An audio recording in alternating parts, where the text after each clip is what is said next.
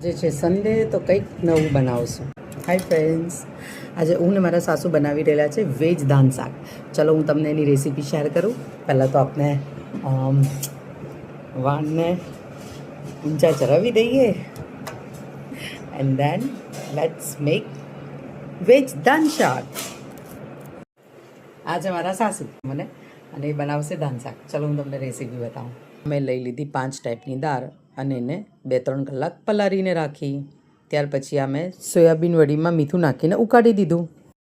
ત્યાર પછી એની અંદર મીઠું, હળદર, ધાણા જીરું, લાલ મરચાંની ભૂકી, લીલું મસાલો, આદુ લસણ, તેલ નાખીને મશરૂમ એડ કરીને મેરિનેટ કરી દીધું.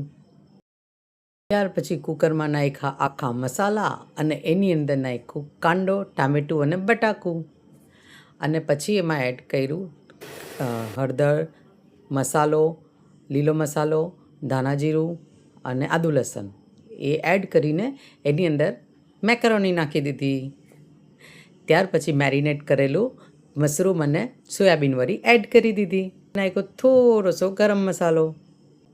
બધુંને એકદમ બરાબર મિક્સ કરીને એની અંદર મિક્સ દાળ એડ કરી દીધી.